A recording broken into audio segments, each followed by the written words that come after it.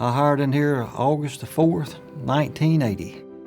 I was dating a girl, and we decided we was going to get married. She was a year behind me in school. And the way you did it back then, you asked her dad if you could marry him. Well, I asked him, and he asked me if I had any insurance. And I told him I had full coverage. And he said, "No, I ain't talking about your truck, son." I said, "Well, no, so I don't guess I have any insurance." He said, "I think you need to ride out to the shipyard tomorrow." So actually, I did. And, Ingalls Shipbuilding was the #1 place, to get hired on at, for a job to make a decent salary. So, what better place than here at Ingalls, to start my career. The shipyard to me has always been like third, fourth generation type deal. So, this fed my family since, I think my grandpa might have hired in back in 53 or 54. And then my daddy hired in probably in 65. My dad worked at Avondale from 1958 until 1988 when he retired. And of course I started in 1980, so it was, I guess, about 8 years that we were both here at the same time. Well, my grandfather worked down here in transportation, and I talked to him about coming to the shipyard. It was pretty good and exciting because I had a new job and I was learning how to read. My first day, just all the emotion, like, walking through the gate and I see all these people, and the further I get in, I see all these huge ships, and I'm thinking, like, what have I got myself into? It was an adventure. It was a challenging day.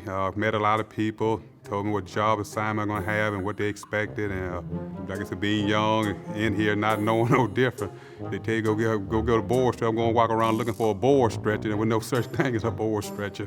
And so the guys down in the lumberyard at the time was in on it too. So they got a good laugh out of that. Well, they've sent people, and I might be one of the guilty ones too, sending a new hire or a young apprentice or something to the tool room to get a sky hook. And from what I understand now, they do have sky hooks. But back then, there wasn't no sky hooks. Probably about the third or fourth day I come to work with Mr. Husley, JD. I cut a bad fit, and he told me to go see so-and-so about a metal stretcher, see if I can get that pulled back out. Didn't have a clue what he's talking about. I'm a gullible kid, 18 years old. So I go to the next crew guy, and he tells me, no, I'm out of them. I turn mine into the tool room. So he sent me to the tool room. And when I got down there, really I was embarrassed. People laughing at you, but I didn't know any better. That was totally humiliating. First ship I worked on was the LHD USS Wasp, and I really enjoyed it, looking up knowing that was my work, and I knew that welding was what I was going to do. I have been in and out management by choice, but in the end, I'm a welder by trade. My very first one was CG-47. I seen it go from inverted unit to stack to the ship being put together to selling off. So that was my first one. One of the most amazing things I've ever seen in my life was the Wisconsin, the battleship that got sent to the East Bank, and worked on that, and that was just unbelievable. I reckon I could never think that mankind could even engineer a machine such as that. A couple weeks before I left, the captain asked if I wanted to go on sea trials with him, me and my family. And we did. We took a ride out in the Gulf and come back on that thing. My wife and kids still talk about that. My kid's like 4 years old, 5 years old. They remember that. My wife talks about it, said that's one of the best cruises she's ever had. There was a touching moment here at Ingalls Shipbuilding when the USS Cole was stationed here for repairs. I've just witnessed so many people, so many of us, so emotional.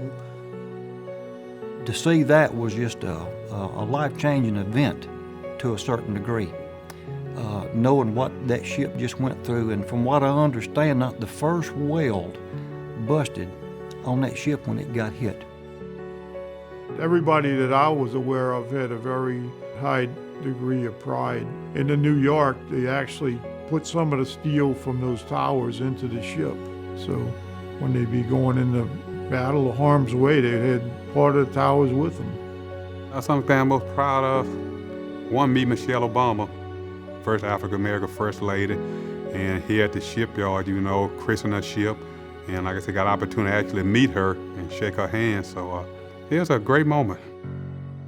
So over my career, I've been involved in at 81 ships that I can count. That's different classes, that's different technology from the 80s to the 90s to the 2000s, different layouts, totally different paint colors. I mean, just it's amazing over a 40-year span what you can see. When I first started out here, everything was outside on platens. Now we got the rolling covers and all the CSAs, the CSA-3. I work on the transporter, so we support all the shops. That's the most beautiful piece of equipment we ever bought. It can do the job. You know, times have changed. Women have the opportunity now to just move up in the company. When I hired in back in 1980, I don't recall there ever being a female vice president. Diversity and inclusion is #1 on the charts for Ingalls Shipbuilding. It affords African Americans and African American women and minorities to use their skill set and to be heard. And I've seen, you know, just an enormous amount of change that's coming forward. 40 years later, this company offers a whole lot more than it did back then. As far as even education, you can come out here and work and go to school and they reimburse you for it. There's not too many places like that in this world that you could do something like that, or a company offers that to you. Don't let nobody discourage you, because it will provide you a lot of opportunities. I am thankful and grateful to God that I was able to be here this long, and I was able to provide a means for me and my family. 40 years, you look at all the knowledge you've gained, you look at all the friends you made, all the money you made, all the things you could do because of that money. I mean, I'm proud to be part of that 40-year club. Everybody should take pride in what they do, and they shouldn't be ashamed to put their signature on it. The helmets are hung up there to represent the people that has worked in there and a date that they left. Mine will be on the wall. I decided it deserved to be right here with the rest of them. This went through a lot of work, a lot of ships, a lot of history. Most of us have worked together, we sweated together, we've done everything that a family pretty much does. If I had my ball cap on, I'd take it off and wear my hard hat, and I'd hold it up and shake it at them and tell them, good work, team. To all of my master shipbuilder colleagues, I am so excited to reach this awesome accomplishments.